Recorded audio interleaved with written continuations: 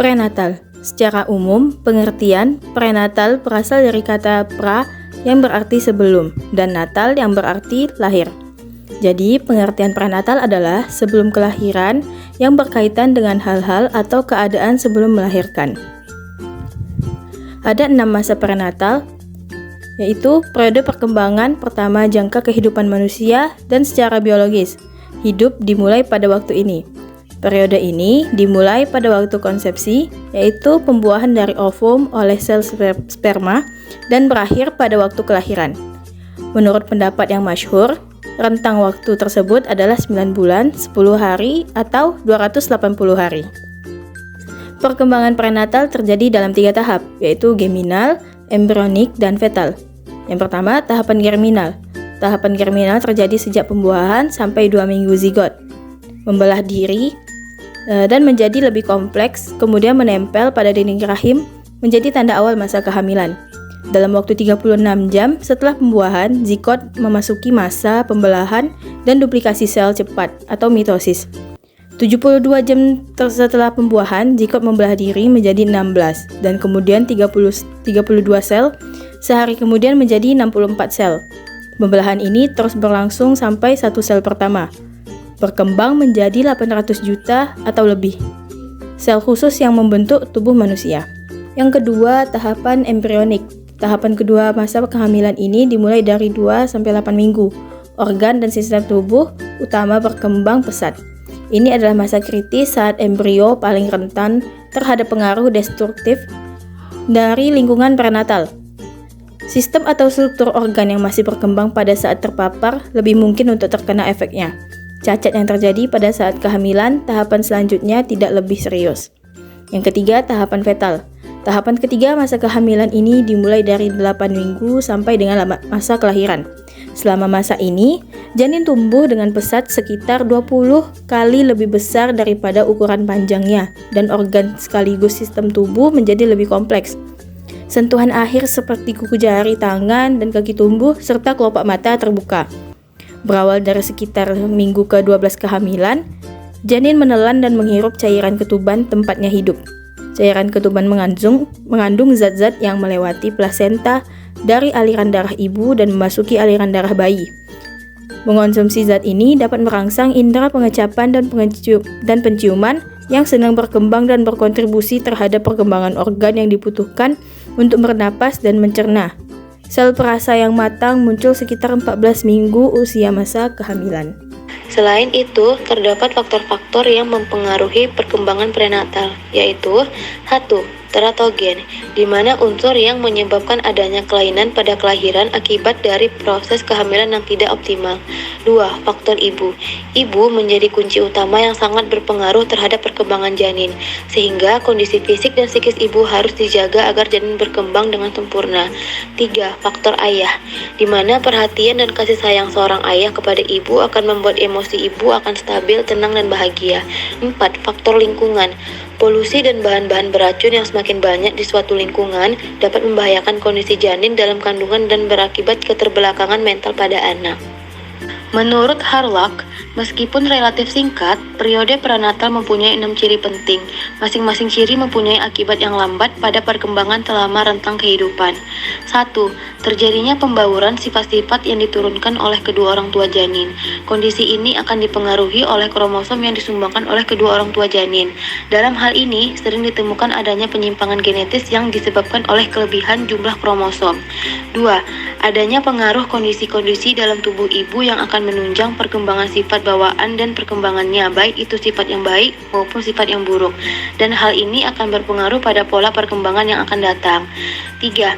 Jenis kelamin individu yang baru diciptakan sudah dipastikan pada saat pembuahan dan kondisi-kondisi dalam tubuh ibu tidak akan mempengaruhinya, sama halnya dengan pembuahan. 4. Perkembangan dan pertumbuhan yang normal lebih banyak terjadi selama periode prenatal dibandingkan pada periode-periode lain dalam seluruh kehidupan individu. 5. Periode prenatal merupakan masa yang mengandung banyak bahaya, baik fisik maupun psikologis. Dinyatakan bahaya karena pada pada masa prenatal akan berpengaruh panjang pada masa pertumbuhan dan perkembangan janin di masa yang akan datang. 6. Periode prenatal merupakan saat di mana orang-orang yang berkepentingan membentuk sikap-sikap yang baru diciptakan. Dalam hal ini, seorang bayi yang sudah berusia 20 minggu dalam kandungan sudah bisa merasakan gelap dan terang. Dan pada usia ini, orang tua sudah bisa memberikan dorongan stimulus pada janin untuk mengoptimalkannya. Perkembangan kognitif. 1. Perkembangan dalam belajar dan mengingat, yaitu perkembangan belajar janin telah diketahui ketika dia menghisap jari di dalam rahim. Sementara perkembangan mengingat diketahui ketika bayi merekam setiap pembicaraan ibunya, atau ketika ibu sedang membacakan cerita-cerita dengan keras pada masa kehamilan. Membacakan cerita-cerita dengan keras lebih mengaktifkan rekaman ingatan bayi ketimbang ibu yang sama sekali tak pernah membacakan cerita pada masa kehamilan. 2. Perkembangan kognitif anak dalam kandungan, di mana menurut laporan para ilmuwan dalam bidang perkembangan anak pralahir yang melakukan beberapa penelitian mutakhir, makin menguatkan dugaan bahwa anak dapat belajar selama berada dalam rahim ibunya. Dia juga bisa merasa dan mengetahui bahwa perbedaan antara gelap dan terang. Bahkan pada usia kandungan 5 bulan atau 20 pekan, kemampuan bayi dalam kandungan untuk merasakan rangsangan telah berkembang dengan sangat baik, sehingga proses pendidikan dapat dilakukan. Dan anak-anak yang diberi pendidikan sejak masih dalam kandungan cenderung mengalami peningkatan kecerdasan otak, mampu berkomunikasi lebih baik dan mudah beradaptasi dengan lingkungan ketika besar nanti. Pentingnya pemberian rangsangan sejak dini merupakan satu hal yang perlu diberikan kepada anak untuk meningkatkan tingkat intelektual dan tingkat kreativitas anak. Perkembangan emosi. Beberapa pakar anak mengemukakan bahwa jika janin dalam kandungan secara terus-menerus mendapatkan stimulasi atau rangsangan positif, maka kelak anak tersebut akan menjadi anak yang lebih cepat perkembangan otaknya jika dibandingkan dengan teman-temannya yang tidak mendapatkan stimulasi saat masih dalam kandungan. Pada umumnya, seorang anak telah memiliki ikatan atau jalinan yang kuat dengan ibu walaupun masih dalam kandungan. Berbagai cara yang dapat dilakukan untuk memberi stimulasi pada janin diantaranya adalah dengan cara membelai, menepuk dan mengusap dengan lembut, mengajaknya berbicara, ataupun dengan cara mendongeng. Selanjutnya, proses kelahiran. Proses kelahiran terbagi menjadi beberapa tahap. Tahap pertama, terjadi kontraksi peranakan yang berlangsung 15 hingga 20 menit pada permulaan dan berakhir hingga 1 menit. Kontraksi ini menyebabkan leher rahim terentang dan terbuka. Ketika tahap pertama berlangsung, kontraksi semakin sering, yang terjadi setiap 2 hingga 5 menit. Pada akhir tahap pertama kelahiran, kontraksi memperlebar leher rahim hingga terbuka sekitar 4 inci, sehingga bayi dapat bergerak dari peranakan ke seluruh kelahiran. Yang tahap kedua dimulai ketika kepala bayi bergerak melalui leher rahim dan saluran kelahiran. Tahap ini berakhir ketika bayi benar-benar keluar dari tubuh ibu. Tahap ini berlangsung kira-kira 1,5 jam. Pada setiap kontraksi, ibu mengalami kesakitan untuk mendorong bayi keluar dari tubuhnya. Pada waktu kepala bayi keluar dari tubuh ibu, kontraksi terjadi hampir setiap menit dan berlangsung kira-kira 1 menit. Dan terakhir, tahap ketiga. Pada tahap ini, yaitu tahap setelah bayi lahir. Pada waktu ini, ari-ari, tali pusar, dan selaput-selaput lain dilepaskan. Tahap akhir inilah yang paling pendek, berlangsung hanya beberapa menit saja. Kemudian, bahaya psikologis pada masa prenatal.